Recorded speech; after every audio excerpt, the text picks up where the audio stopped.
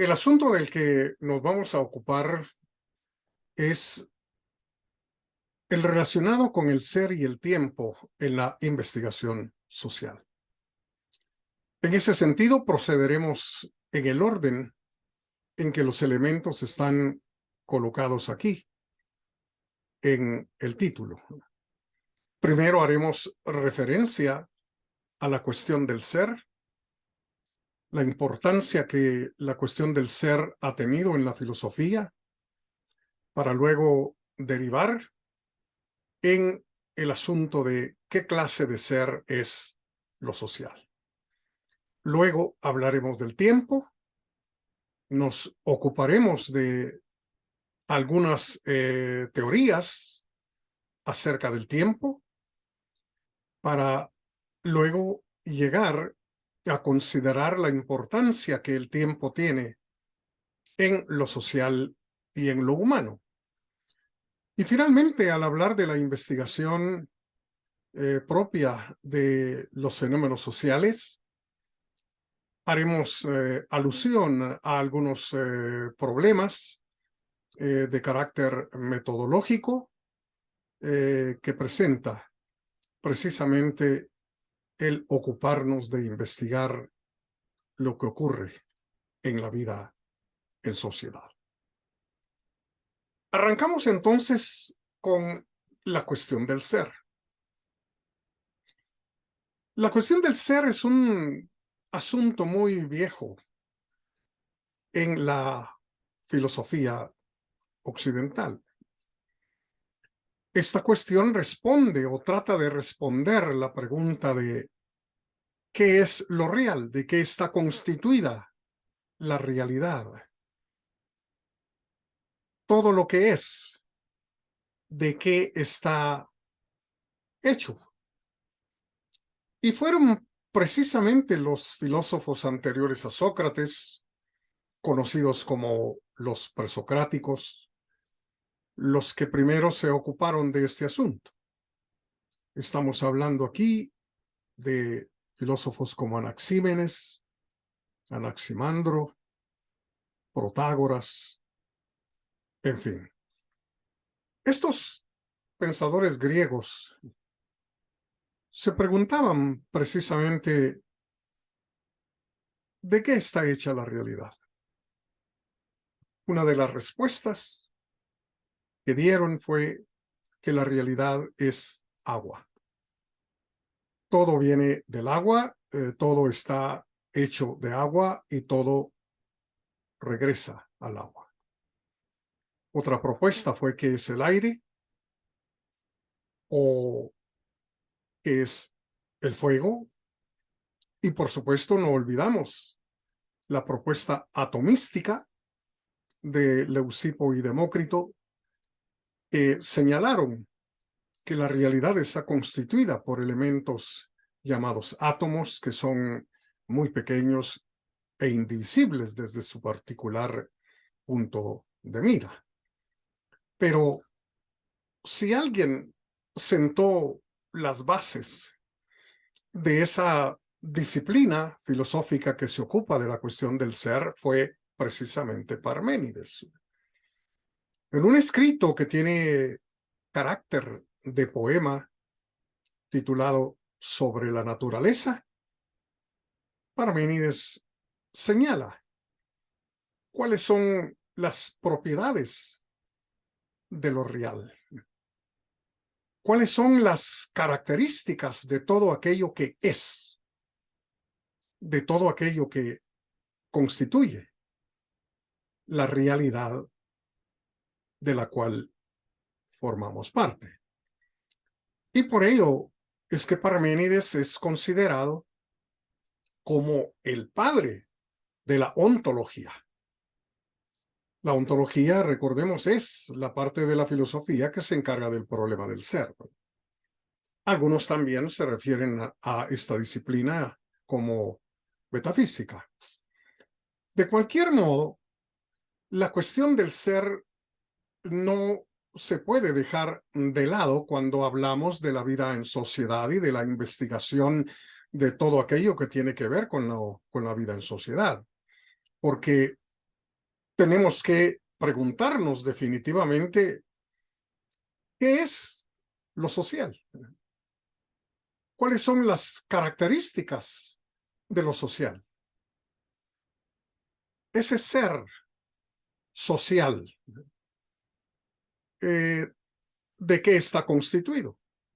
¿De qué está hecho?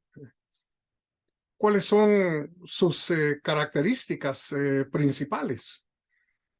Preguntas que es importante responder porque de esas respuestas dependerá el tratamiento que le demos a lo social, a los fenómenos propios de la sociedad. Una pregunta fundamental será, ¿los fenómenos naturales y los fenómenos sociales son idénticos? ¿Son lo mismo?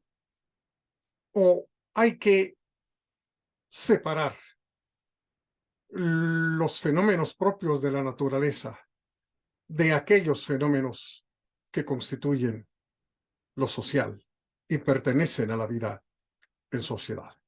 Como podemos ver entonces, esta cuestión del ser de lo social es muy importante.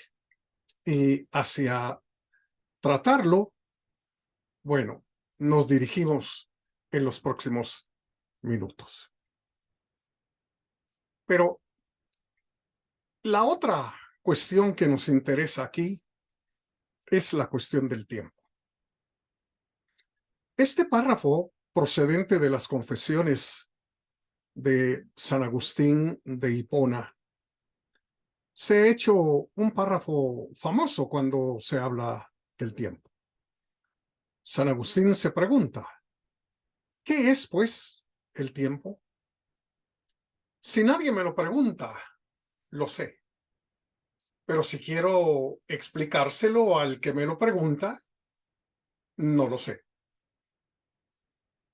Probablemente eso es lo que nos ocurre a todos. Creemos saber lo que es el tiempo, mientras no se nos pida una explicación amplia sobre el mismo. Entonces empiezan los tropiezos, empiezan las dudas, empiezan las dificultades. Bueno, Agustín llegó personalmente a la conclusión de que la característica del tiempo parece ser el tender a no ser. ¿Por qué? Bueno, dice porque el pasado ya no es. El futuro todavía no es.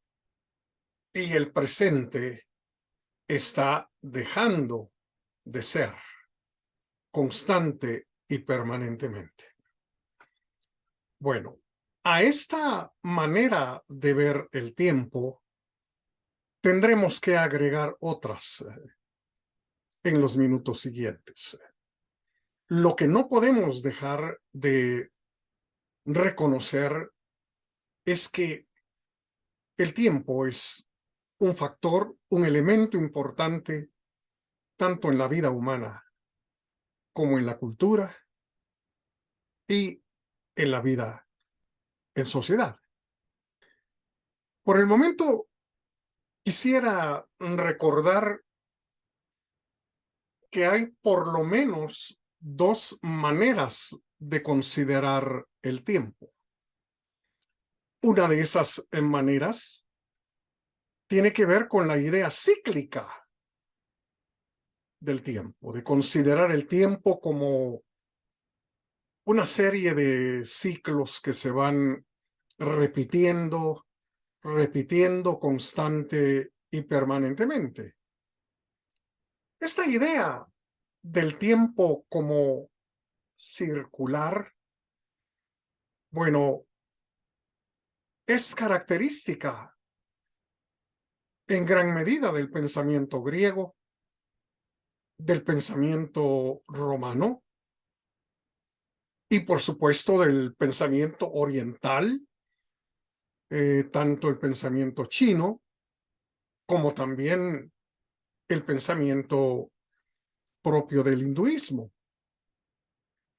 La idea de que el tiempo es circular y da lugar a que se repita constantemente lo mismo, parece haber sido extraída de la observación de los ciclos de la naturaleza. La noche sigue al día, el día sigue a la noche, permanentemente. La etapa de lluvias viene después de la etapa de sequía. Es decir, las estaciones a lo largo del año se repiten constantemente de la misma manera. Esta idea cíclica del tiempo insiste en que no hay nada nuevo. Todo es una repetición constante y permanente de lo mismo. Sin embargo, podría decirse que en la civilización occidental, la idea del tiempo cambió. Cambió a raíz de una influencia muy importante, llegándose entonces a la idea del tiempo lineal. Según esta tradición hebrea, judía, o si usted quiere, judeocristiana, bueno, insiste en que el tiempo es realmente una línea que tiene un comienzo y que tiene un final. Los escritos judeocristianos, tanto el Antiguo como el Nuevo Testamento, insisten en la idea de que todo tiene un comienzo y todo lo que tiene un comienzo tendrá que terminar más temprano que tarde. Según esta visión, entonces siempre hay un alfa y una omega, un principio y un fin. Esta manera realmente de ver el tiempo surgió no por enfatizar los ciclos de la naturaleza, sino por darle énfasis al acontecer humano. Es decir, si hay un nacimiento y hay un fallecimiento, si la vida inicia y también acaba, pues bueno, esto significa que se le da prioridad al acontecer humano. Se pone un énfasis muy particular en la precariedad de la vida humana. Se enfatiza el hecho de que la vida del hombre no es eterna, de que la vida humana es frágil, que se puede terminar en cualquier instante. Como reza el pensamiento judeocristiano, la vida es como una flor, ¿verdad?, que fue arrancada por el viento y ya no aparecerá más. Entonces, esta idea, digamos, del tiempo lineal ha venido a ser la idea dominante en la civilización occidental. Y entonces tenemos que reconocer también que el tiempo es un factor importante, no solo para lo humano, individual, sino también para la vida en sociedad. Es un elemento que hay que tomar en cuenta definitivamente a la hora de tratar lo que ocurre en el contexto de la vida social, a la hora de tratar los fenómenos que se dan, que surgen en la vida en sociedad. Ahora bien, vamos concretamente a el ser de lo social. ¿Qué es lo que investigamos en la investigación social? Bueno, podríamos dar varias respuestas aquí, empezando con que lo que se investiga en el contexto de la vida en sociedad es, en general, el comportamiento de los seres humanos. Las múltiples actividades que llevan a cabo los seres humanos en sociedad. Actividades que tienen que ver con lo político, con lo económico, con lo moral, con lo familiar, con producir bienes y servicios, consumir esos bienes y servicios. Tiene que ver con las interrelaciones entre los seres humanos. En fin, estamos hablando de una actividad verdaderamente compleja y a la vez enormemente complicada. También podemos decir que en general, cuando hablamos de investigación social, estamos hablando de investigar los fenómenos de la vida en sociedad. Esos fenómenos que vivimos definitivamente en común, que afectan al todo de la sociedad, pero que también afectan a cada uno de los seres humanos individuales que integramos la vida en sociedad, ¿verdad? Entonces, ¿qué clase de fenómenos son esos? ¿Cuál es la naturaleza de los fenómenos propios de la vida en sociedad, ¿verdad? Es decir, son preguntas hacia las cuales está dirigida esta temática que estamos abordando en un intento por responderlas. Pero también podríamos decir que cuando hablamos de la investigación social, estamos hablando de lo auténticamente humano, porque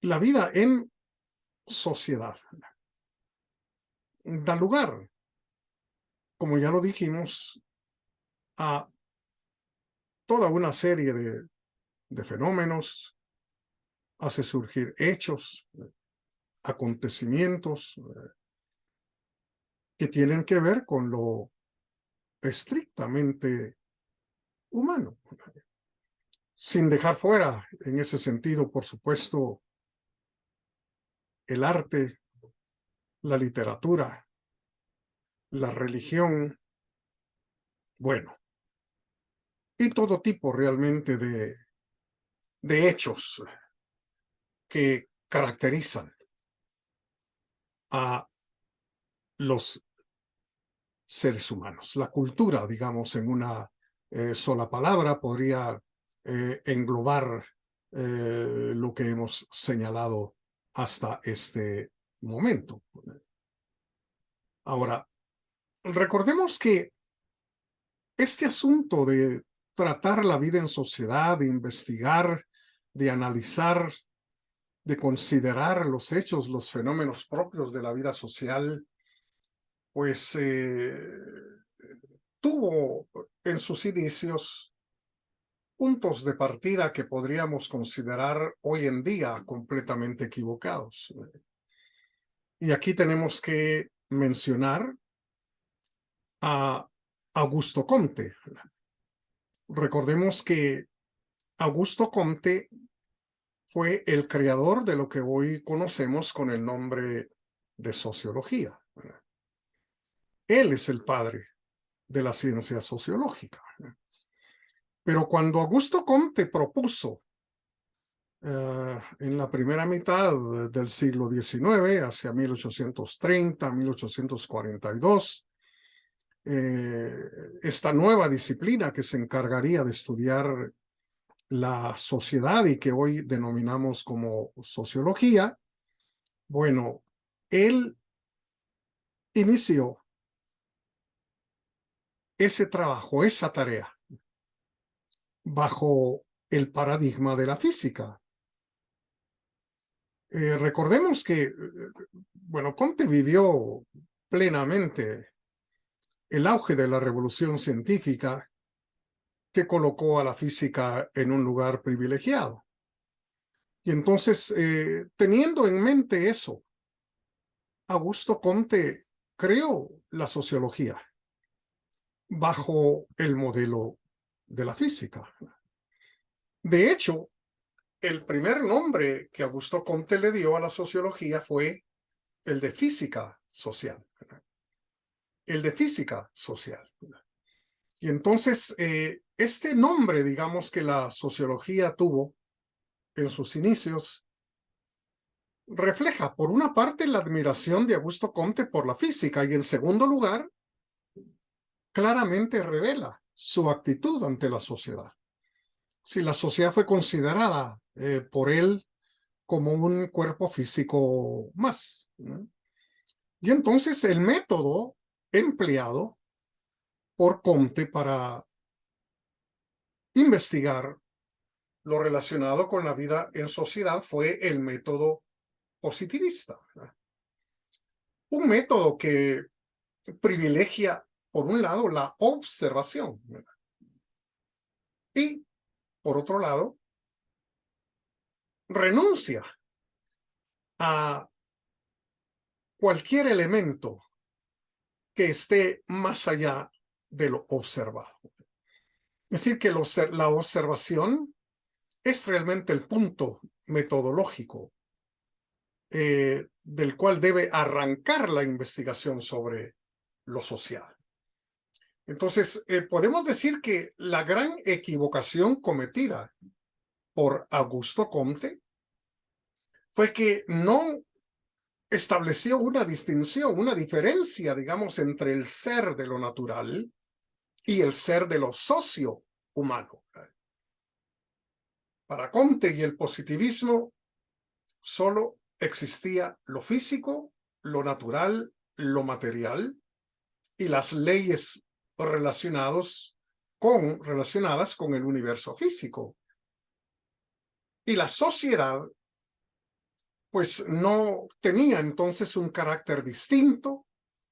La sociedad no tenía una naturaleza diferente a la naturaleza de lo físico y de lo material. Es decir, lo humano y lo material eran vistos como una sola realidad, ¿verdad? Y entonces esto condujo definitivamente a tratar lo social de una manera completamente equivocada. Era entonces necesario distinguir lo natural de lo social, caracterizar lo natural separándolo de lo social con sus respectivas características. Porque obviamente un árbol y un ser humano no son iguales, eso lo sabemos hoy, ¿verdad? Obviamente el río que corre por la montaña, pues no es igual al grupo de personas que asisten a ver un partido de fútbol, ¿verdad? Si estamos aquí ante fenómenos, ante hechos que tienen alguna diferencia, que poseen características particulares y distintas. Por supuesto, hubo de pasar tiempo para que esta cuestión saliera a la luz y empezaran a darse esfuerzos por caracterizar el ser de lo social, separándolo del ser de lo natural. Podríamos señalar aquí uno de esos grandes esfuerzos, como lo fue el llevado a cabo por el premio Nobel de Economía Friedrich August von Hayek, un economista austríaco-británico que escribió y publicó en 1952 una obra que lleva como título La contrarrevolución de la ciencia. El sentido del título ya apunta hacia lo que el Premio Nobel de Economía quiere realmente decir. La revolución en la que él está pensando es la revolución científica del siglo XVII. Y asegura que es necesaria una contrarrevolución. Pero no porque él esté, digamos, opuesto a la revolución científica del siglo XVII. No. Reconoce la grandeza, digamos, de esa revolución que llevó al gran desarrollo de la física, de la biología, de la química, de la astronomía. Eso no deja de reconocerlo. La contrarrevolución que él propone en relación con la revolución científica, pues tiene como objetivo rescatar las ciencias sociales, precisamente del paradigma científico de las ciencias de la naturaleza. Porque recordemos que gracias a la revolución científica del siglo XVII, se impuso el modelo de la física en el sentido de, bueno, la observación es lo más importante, como lo dijimos cuando hablamos de Augusto Comte y el positivismo. La observación, eso es lo más importante. Si no hay observación, entonces no hay ciencia. Pero luego vino también la insistencia en la cuantificación. Es necesario cuantificar. Los números aquí son sumamente importantes. Si no se explica realmente la realidad en términos numéricos, parece entonces que no hay ciencia. Es decir, el lenguaje de la matemática, ¿verdad?, vino realmente a imponerse, a ser el lenguaje propio del discurso científico. Y entonces Hayek ve que este modelo, esta manera realmente de tratar los hechos, pues no puede ser la forma de tratar lo que ocurre en la vida en sociedad. No es la forma de tratar lo social. De modo que en este texto el autor propone una nueva manera de considerar y de tratar lo socio-humano, por considerar que hay elementos que distinguen lo social humano de lo natural. Sobre todo, enfatiza lo relacionado con la vida interior de cada ser humano. Ese mundo subjetivo que todos llevamos dentro. Un árbol no tiene una vida interior, ¿verdad?, como si lo tiene una persona.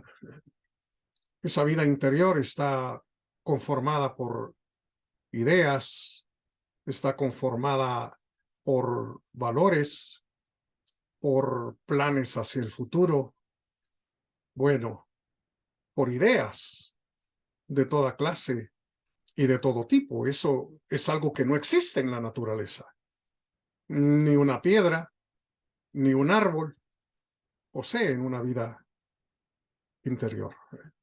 Tampoco hay voluntad en la naturaleza. Tampoco hay capacidad de llevar a cabo decisiones en la naturaleza. Esto es nada más propio del ser humano. Y sobre todo, el autor de la contrarrevolución de la ciencia enfatiza lo que él denomina el conocimiento disperso. Es un conocimiento que cada quien posee. Somos en Guatemala ya 18 millones de personas, cada una de las cuales tenemos un tipo de saber que los demás no tienen, que hemos ido acumulando a lo largo de nuestro crecimiento, de nuestras relaciones en familia, de nuestras experiencias, de lo que hemos heredado del pasado de nuestra propia familia. Todo ese es un saber muy propio de cada quien, y por ello es que el autor le llama un conocimiento disperso. Si queremos, tal vez es necesario cambiar la palabra conocimiento aquí por creencias, es decir, cada quien tiene sus propias creencias en base a las cuales está tomando decisiones constante y permanentemente. Es un tipo, digamos, de saber que no tiene nada que ver con los laboratorios, no tiene nada que ver con los libros, no tiene nada que ver con la escuela, pero es un saber en base al cual los seres humanos tomamos constante y permanentemente decisiones. Pues ese cúmulo de creencias que le pertenece a cada quien, pues no pueden estar concentradas en la mente de ninguna persona. No hay ser humano en este mundo que pueda saber cuáles son esas creencias, cuál es ese saber propio de cada uno de los millones de personas que integran la sociedad.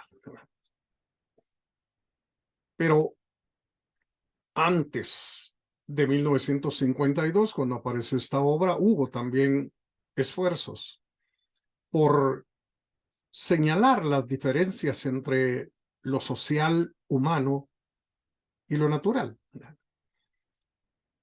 Señalemos aquí rápidamente al filósofo alemán Wilhelm Dilthey, al sociólogo y filósofo también alemán Max Weber, y por supuesto al economista austríaco Karl Menger. Estos tres, solo para mencionar algunos,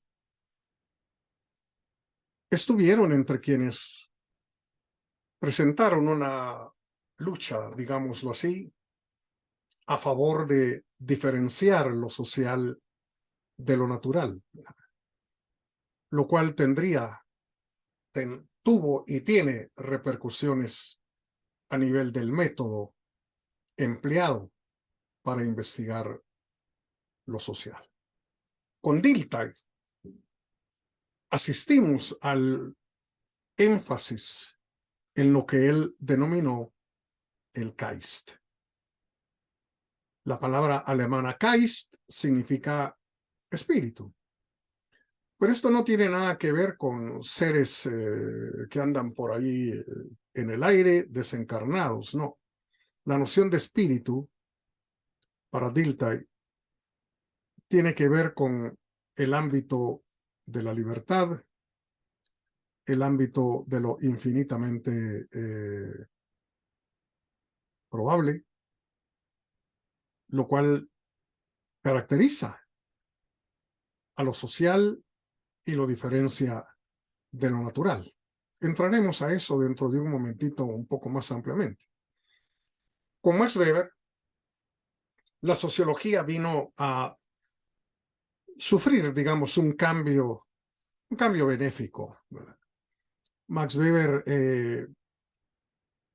señaló más bien que es el ser humano individual el que debe ser tomado en cuenta en la investigación social. No se trata de cuerpos, no se trata de conglomerados, sino de seres humanos individuales.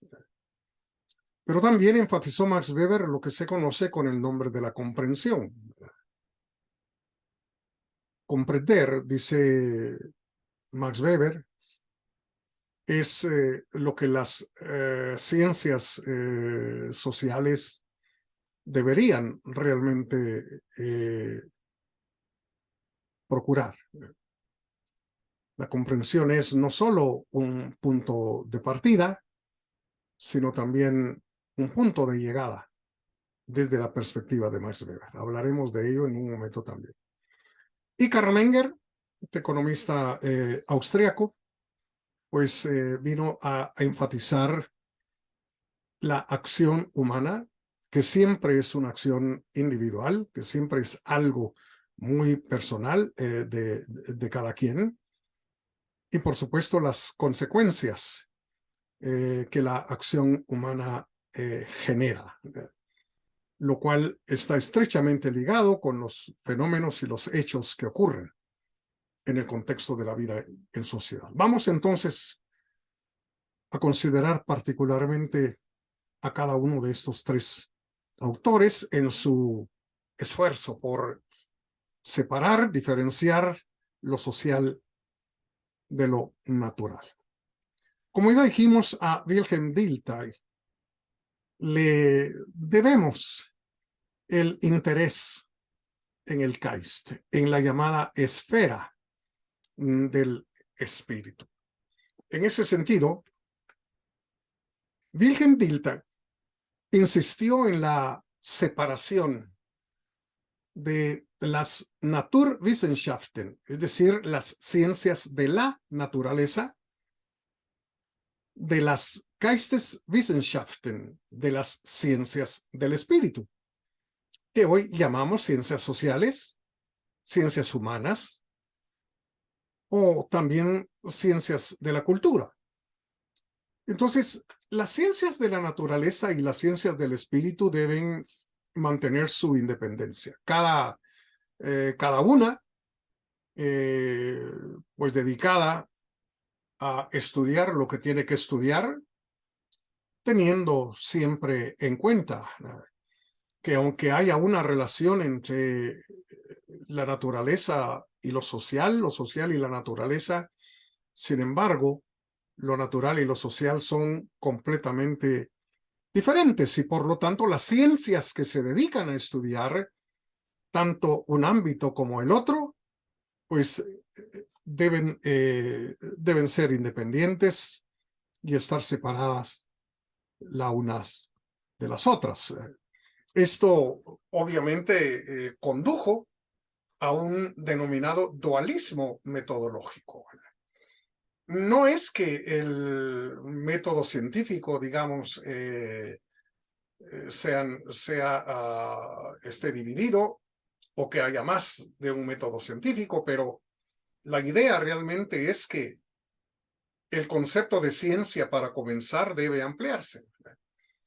No debemos quedarnos con la idea de ciencia tal como Augusto Comte lo generó, sino que hay que ampliar lo que vamos a entender por ciencia para que también las ciencias humanas y sociales puedan llegar a tener carácter de científicas. La historia, la economía, la política, el derecho, bueno, en fin, todo lo que tiene que ver con lo humano y lo social puede realmente entrar dentro del concepto de ciencia, siempre y cuando ese concepto se amplíe y no nos quedemos estrechamente encajonados en la idea positivista de ciencia acuñada sobre todo por Augusto Comte. La vida, dice Dilthey, tiene obviamente dos dimensiones. Por un lado, una dimensión natural y por otro lado, una dimensión espiritual. Es obvio, digamos, que el aspecto natural de la vida es algo de lo que deben ocuparse las ciencias de naturaleza, de las ciencias de la naturaleza, perdón. ¿Verdad? Es decir, como organismos vivos, nosotros los seres humanos también somos objeto de estudio de parte de ciencias naturales como la biología, como la química, la física, en fin, etcétera. Pero Dilthey quiere separar, digamos, esa dimensión natural de la vida para quedarse exclusivamente con la parte espiritual de la vida humana, ¿no? Entonces, aquí, como ya dijimos, espíritu significa simple y sencillamente lo que tiene que ver con la creatividad, lo que tiene que ver con la libertad, lo que no está sujeto a las leyes de la naturaleza, lo que da lugar, digamos, a las decisiones, lo que da sitio a el acontecer histórico y social en términos generales. Entonces, vida aquí, como objeto de análisis de las ciencias del espíritu o de las ciencias sociales, es vida humana. Vida humana que gesta, que genera el mundo del espíritu, es decir, el mundo de la cultura en términos generales, de la música, del arte, del teatro, de la literatura, la religión, bueno, lo político, lo moral, etcétera, etcétera. Y entonces, Dilthey insiste aquí en que ese dúo en el que a veces se insiste demasiado de la experiencia y el conocimiento, bueno, si bien ha generado frutos importantes respecto al conocimiento del mundo, tiene digamos, la desgracia de eliminar otras experiencias de vida. Porque si nos quedamos únicamente con la experiencia en el laboratorio, con la observación, y a eso le llamamos conocimiento, pues entonces, dice Dilthey, no estamos abarcando todo lo que tiene que ver con la vida humana, porque eso significa dejar a un lado otras características propias, digamos, de los seres humanos, como por ejemplo los sentimientos, las pasiones que no podemos definitivamente dejar de lado, nuestra capacidad de tomar decisiones, nuestra capacidad creativa, en fin, todas esas experiencias se quedan fuera al darle demasiado énfasis a la observación, a la experiencia en el laboratorio y llamarle a eso exclusivo conocimiento. Se requiere entonces, dice Dilthey, una noción más amplia, una noción que sea propia del mundo humano. Y entonces aquí es donde él propone el que se le dé importancia a la vivencia, ¿verdad? Las vivencias son todas aquellas situaciones a las que los seres humanos estamos expuestos, ¿verdad? Muchas de ellas las compartimos, ¿verdad? Lo que ocurre definitivamente en el contexto de la vida en sociedad, cada quien lo vive a su manera y a su modo, ¿verdad? Son vivencias de carácter personal a las cuales se les debe dar definitivamente importancia, ¿verdad? Y por supuesto también darle importancia a la comprensión, ¿verdad? Es decir, la comprensión aquí significa pues ponerse en los zapatos del otro, en el lugar del otro, y eso pues solo se puede hacer gracias a las vivencias que de alguna manera compartimos, que de alguna manera tenemos viviendo definitivamente en sociedad. Entonces, tenemos pues que desde el punto de vista de Wilhelm Dilthey, los fenómenos propios de la vida en sociedad son totalmente distintos de los fenómenos de la naturaleza. El ser de lo social es distinto al ser estrictamente natural. Ahora, con el sociólogo alemán Max Weber, lo que tenemos también es un rechazo abierto hacia el paradigma físico naturalista. Y por supuesto, también tenemos a un autor que es totalmente contrario al método colectivista para estudiar la vida en sociedad, ¿verdad? Él fue fundamentalmente conocido al principio como historiador, ¿verdad? Costó un poco que aceptara su condición, digamos, de sociólogo, su trabajo como sociólogo, y cuando llegó a reconocerse a sí mismo como sociólogo, dijo claramente que lo hacía para exorcizar el fantasma todavía vivo de los conceptos colectivos. Recordemos que los conceptos colectivos han sido objeto de discusión desde los días fundamentalmente de Aristóteles y pasando también por la Edad Media. Es decir, esto significa que los términos universales, como se les llamó en su momento, o conceptos colectivos, como les está llamando Max Weber, son carentes de realidad, ¿verdad? Ciertamente continuamos empleándolos, usándolos para ahorrarnos tiempo en función de la economía. Creo que del lenguaje seguimos utilizando los colectivos, los universales, pero convencidos ya de que los colectivos y los universales no tienen una consistencia ni una realidad, ¿verdad? Son nombres, son palabras, como les denominó Guillermo de Ockham en el contexto de la Edad Media, ¿verdad? Por ejemplo, el concepto libro, el concepto sindicato, incluso el concepto sociedad, ¿verdad? Bueno, son conceptos colectivos, son universales que carecen definitivamente de realidad, ¿verdad? Es decir, los seguimos usando, pero con la convicción, digamos, de que el sindicato, por ejemplo, no existe, ¿verdad?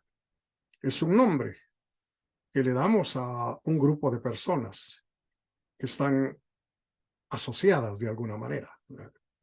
Incluso el mismo término sociedad, pues la sociedad estrictamente hablando no existe, es un nombre, es una palabra que utilizamos para referirnos a millones de personas que cooperan viviendo en un determinado territorio.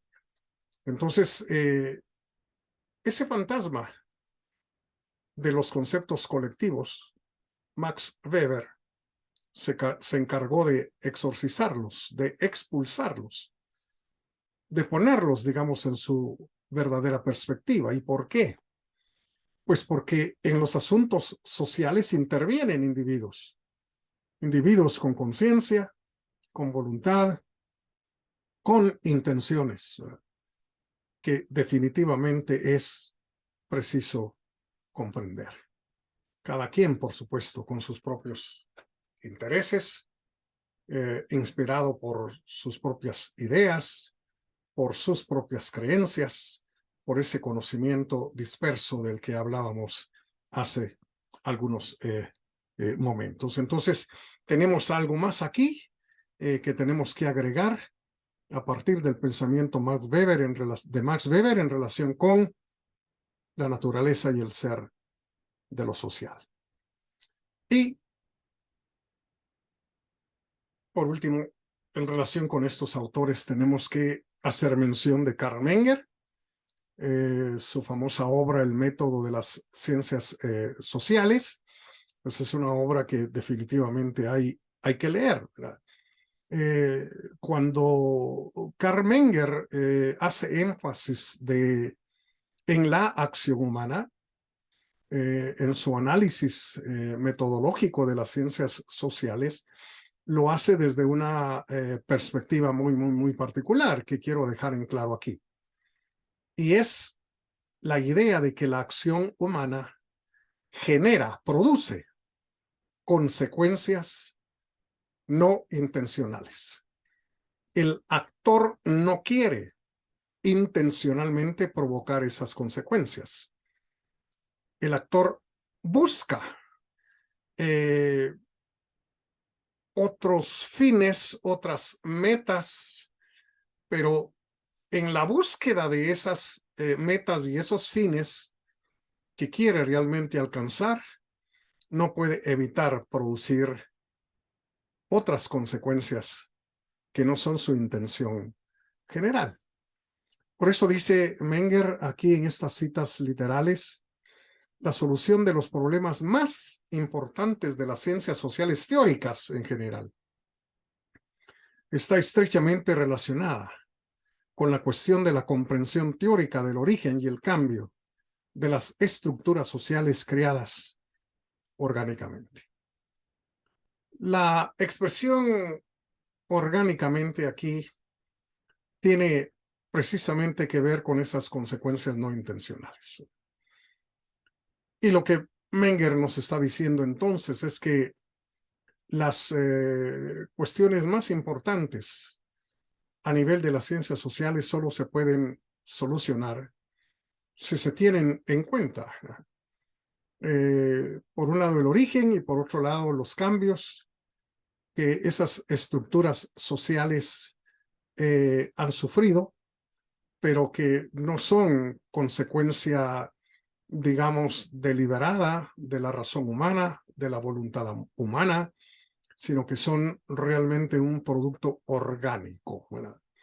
Esto lo aclara un poco más en el párrafo siguiente cuando dice, ¿cómo es posible que instituciones que sirven al bien común y que son extremadamente significativas para su desarrollo se creen sin una voluntad común dirigida a establecerlas?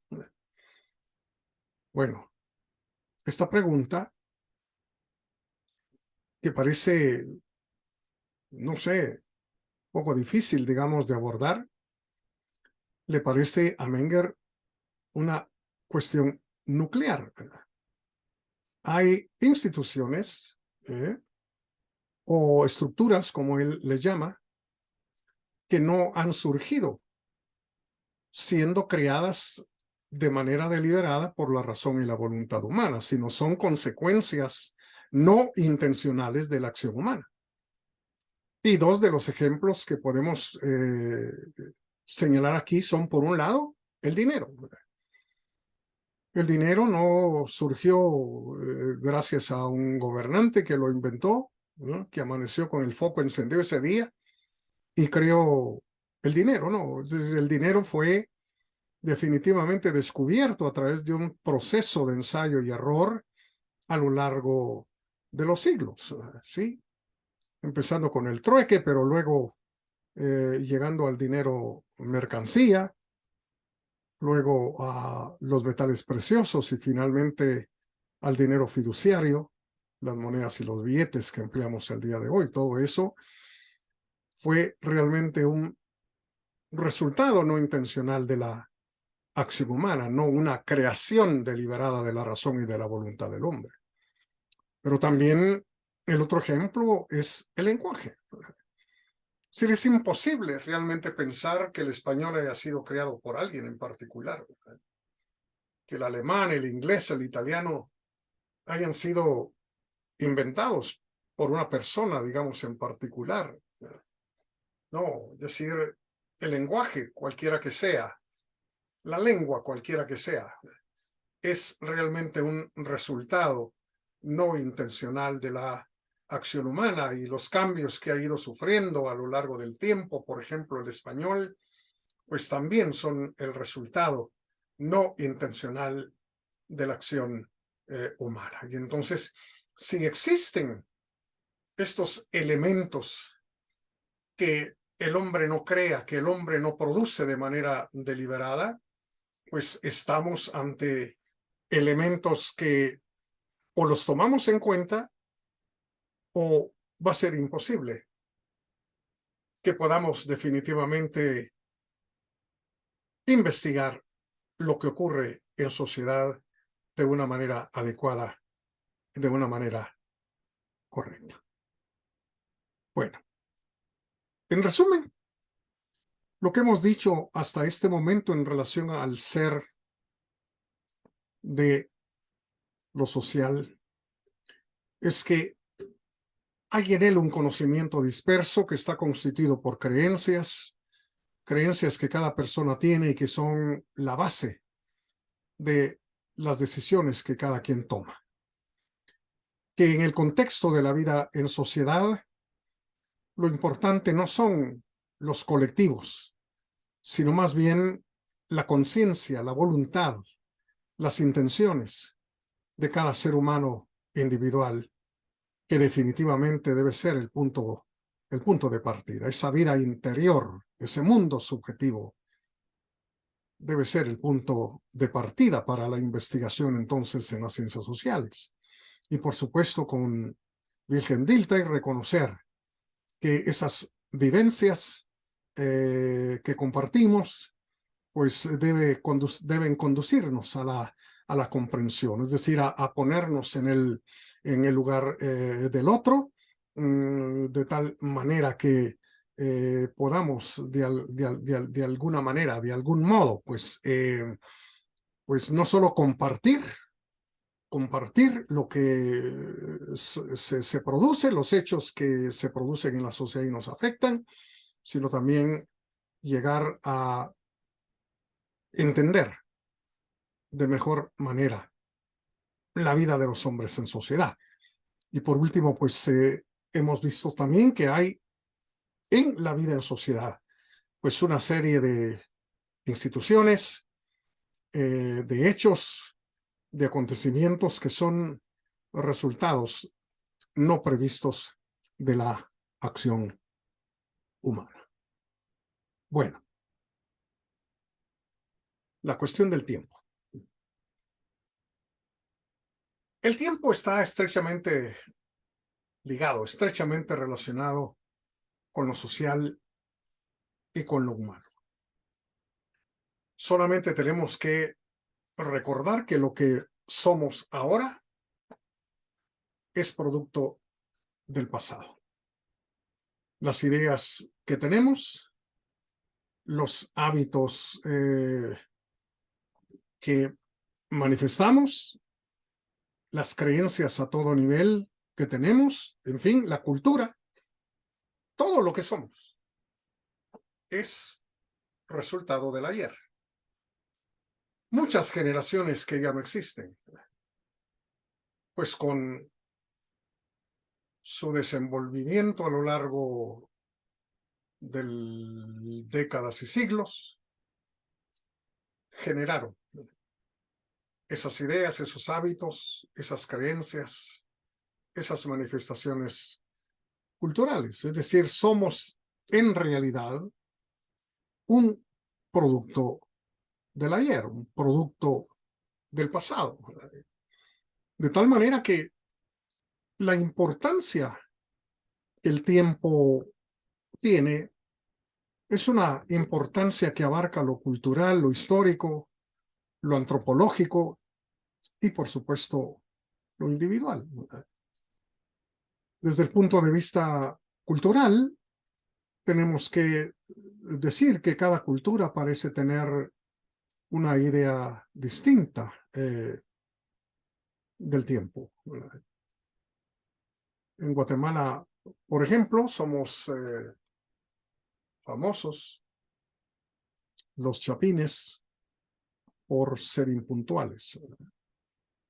Es decir, como que es parte realmente de la cultura guatemalteca el faltar a los compromisos que tenemos, a no respetar, digamos, el tiempo de los demás y llegar cuando se nos da la regalada gana, como decimos común y corrientemente. Entonces, desde un punto de vista cultural, el tiempo es realmente importante. En el caso de los chapines, para bien o para mal, pues bueno, parece que así se nos cría, así se nos enseña, y entonces pues eso tiene repercusiones en términos generales en nuestras relaciones con los demás y con el acontecer también de todos los días en el contexto de la vida en sociedad en general. Pero también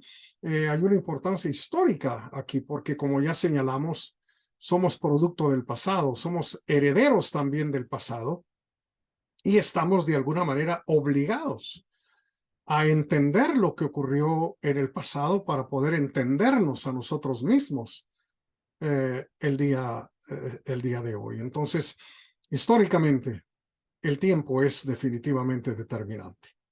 Y por supuesto, desde la perspectiva antropológica.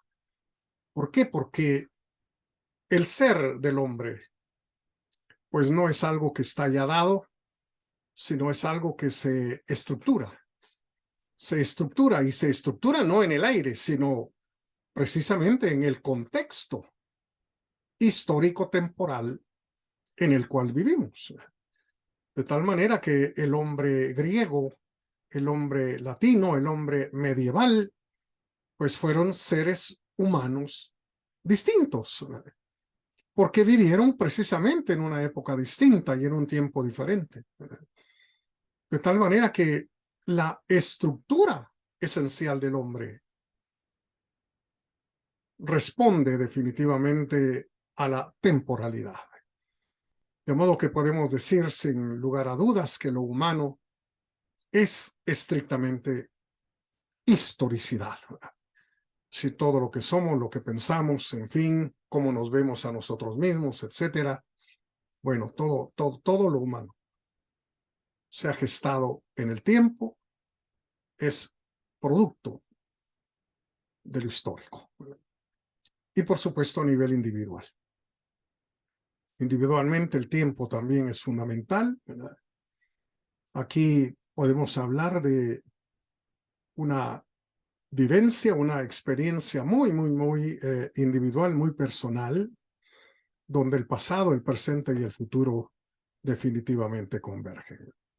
Nuestra niñez, pues, la hemos superado, pero no la hemos abandonado. Es decir, sigue siendo parte de nosotros. Nuestra adolescencia, pues tampoco la hemos sepultado, la hemos superado, pero permanece con nosotros. Y por supuesto, todo lo que vivimos y experimentamos en el momento actual, pues encuentra de alguna manera sentido con ese pasado de nuestra vida. Y claro, como decía Ortega, la vida es futurición, es un proyecto, es algo que se hace hacia adelante, hacia el porvenir, con nuestros planes, con nuestras esperanzas y con las metas que queremos lograr en el porvenir, ¿no? Entonces, pasado, presente y futuro convergen en nuestra vida personal. Y todos estos aspectos relacionados con el tiempo, cultural, histórica, antropológica, individualmente, deben de ser tomados en cuenta en cualquier investigación relacionada con lo social. Bueno, para terminar, ¿qué desafíos metodológicos nos presenta el ser de lo social y el tiempo relacionado con lo social? Bueno, siendo que lo social tiene una naturaleza eminentemente histórica, como todo lo humano, nos preguntamos, ¿puede haber realmente lugar para la especialización en la investigación social? Especializaciones hay, y muchas, en las ciencias naturales. Y están surgiendo constante y permanentemente especializaciones a nivel de las ciencias naturales. A nivel biológico, a nivel químico y físico, especializaciones. Pero en cuanto a la vida en sociedad, ¿puede realmente darse eso? ¿Verdad? Bueno, si estamos ante fenómenos tremendamente complejos y complicados, como lo hemos visto, bueno, se habla hoy más bien de la multidisciplinariedad, ¿verdad? Múltiples profesiones, múltiples disciplinas para abordar un hecho propio de la vida en sociedad. Se habla también de la interdisciplinariedad, ¿verdad? Cómo entre las diversas disciplinas que se ocupan de un hecho se pueden encontrar mejores respuestas y también soluciones. Incluso se habla de la transdisciplinariedad, de aquello que va más allá de las diversas disciplinas que pueden encargarse de un hecho y que pues harán surgir o hacen surgir nuevas preguntas, nuevas interrogantes en relación con los fenómenos propios de la vida en sociedad. La especialización parece ser algo, si no imposible, por lo menos no recomendable en el contexto de la investigación social, ¿verdad? Por eso se dice que el que solo sabe economía, ni economía sabe. Porque lo económico está relacionado con el derecho, relacionado con lo político, relacionado con lo moral, en fin. Pero otra cuestión también tiene que ver con lo ético normativo. Se supone que las ciencias sociales pues tratan realmente de proponer cambios y transformaciones en la vida en sociedad, ¿verdad? Pero entonces hay que preguntarse, ¿cuál es el criterio para recomendar que la sociedad sea así o sea asá? ¿Mm? ¿Serán realmente estudios comparados? Es decir, vamos a llegar a algún lado comparando, digamos, la sociedad mexicana con la guatemalteca, la sociedad estadounidense con, qué sé yo, la sociedad china. Es decir, estudios comparados pueden ser realmente la manera de hacer recomendaciones para cambios y transformaciones en la vida en sociedad. ¿O será la elaboración e imposición de supuestos modelos sociales? Esto ya se hizo, digamos, en el pasado, sobre todo en los países de la Europa del Este, donde se impuso un cierto modelo colectivista de la vida en sociedad. Y a la luz de esos intentos, de esas experiencias, pues tenemos que preguntarnos, ¿qué modelos? ¿Mm? ¿Funcionan realmente los modelos de sociedad que se pueden elucubrar y que se pueden imaginar? Bueno, esta es otra cuestión importante cuando hablamos de la investigación social. Y finalmente, lo relacionado con la predicción. ¿Es posible realmente predecir en el contexto de la vida en sociedad, adelantarse a lo que va a ocurrir en el futuro? Bueno, esto ya también se ensayó, ¿verdad? Por diversas corrientes de pensamiento, señalando, por ejemplo, hacia dónde va la historia, ¿verdad? Sí, después de esta etapa vendrá la otra y vendrá aquella y finalmente llegaremos a la meta final de la historia. Eso ya se ensayó y definitivamente se trató de un fracaso, no solo teórico, sino también de un fracaso en la realidad concreta. ¿Podemos realmente saber hacia dónde van las cosas desde el punto de vista de la vida en sociedad? ¿Hay alguien, digamos, que tenga una bola de cristal para saber lo que va a ocurrir en las próximas décadas o en los próximos siglos? Bueno, Karl Popper decía que la ciencia no debe caracterizarse por intentos de adivinación, que no es esa realmente la función, digamos, de la ciencia. Claro, el método positivista insistió en que es necesario predecir lo que va a ocurrir para que una teoría, una hipótesis sea verdaderamente científica, ¿verdad? Hoy en día, pues eso está descartado, y si no está descartado, por lo menos ha sufrido alguna corrección, ¿verdad? Hoy en día se habla más bien de predicciones estadísticas, ¿verdad? O de lo que se llaman tendencias, ¿verdad? Pero ser un adivino para aclarar lo que va a ocurrir mañana, pues es algo prácticamente imposible, ¿verdad? Imposible o harto limitado, pero es algo de lo que tenemos que hacernos cargo cuando abordamos la cuestión de la investigación social, ¿verdad? Es decir, hoy en día se habla también de la llamada predicción de principio, ¿verdad?